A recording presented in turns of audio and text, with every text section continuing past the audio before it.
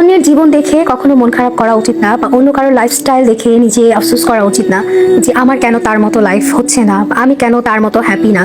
একটা কথা মনে রাখবেন যে মানুষের সবচেয়ে সুন্দর মুহূর্ত যেটা, বা সবচেয়ে যে বেস্ট যে মোমেন্ট আর কি, সবচেয়ে যেটা আর কি সুন্দর, সেটাই কিন্তু মানুষ এই সোশ্যাল মিডিয়াতে আপলোড করে বা যে যার জায়গা থেকে পোস্ট করে। আমার ঘরে ভাত না থাকলে বা আমি যদি হ্যাপি না থাকি, আমি কিন্তু কখনো কাউকে গিয়ে বলবো না যে আমি হ্যাপি নেই বা আমার ঘরে ভাত রান্না হয়। আসলে সারা সপ্তাহ খেটে তারপরে কিন্তু আমাদের ঘরের যেই কর্তা আছে তিনি আমাদেরকে একটা মুহূর্ত বের করে বা একটা দিন বের করে সে আমাদেরকে নিয়ে যায়।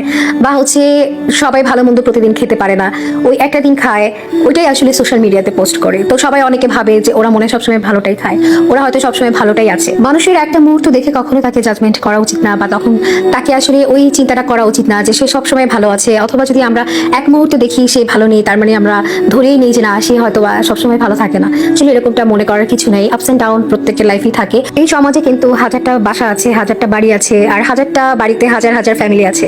তো এক একটা পরিবারের আসলে এক একটা গল্প। তো কারো জীবনের স্টাইলের সাথে, লাইফ স্টাইলের সাথে আপনি যদি অন্য কোনো কারো লাইফস্টাইল মিলাতে চান, তাহলে আপনি সবচেয়ে চরম ভুল করবেন জীবনে। যে একজনের জীবন কখনোই আরেকজনের সাথে মিলবে না, এটা হচ্ছে খুবই নর্মাল একটা জিনিস। তাই কখনো সোশ্যাল মিডিয়াতে কেউ ভালো আছে, কেউ অনেক বাড়ি গাড়ি করে ফেলছে, আসলে পিছনের গল্পগুলো কিন্তু কেউ জানে না। আমাদের যতটুকু দেখানো হয় বা আমরা যতটুকু দেখাই সবাইকে, ততটুকু কিন্তু সবাই দেখতে পায়। তাই পিছনে অনেক কিছুই থাকে। তো সেটা কখনোই আপনি জাজমেন্ট করবেন না দয়া করে, যে অল্প কিছু সময় আপনি একজনকে দেখলেন আর দেখে তার লাইফস্টাইলটা পুরো জাজমেন্ট করে ফেললেন যে সে অনেক ভালো আছে, সে সবসময় ভালো থাকে, তার হাজবেন্ড তাকে এত কিছু কিনে দেয়, তার এতগুলো বাড়ি আছে, এতগুলো গাড়ি আছে। এগুলো কখনোই আপনি অল্প সময় 2-3 মিনিটের ভিডিও দেখে কখনোই সেটা জাজমেন্ট করবেন না।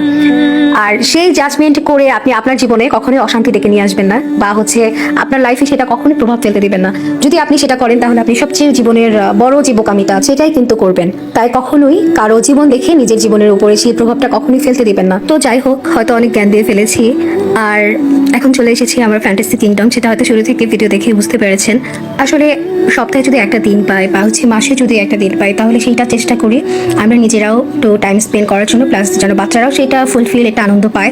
ওইভাবে আসলে অ্যারেঞ্জমেন্ট করতে হয় মাঝে মধ্যে।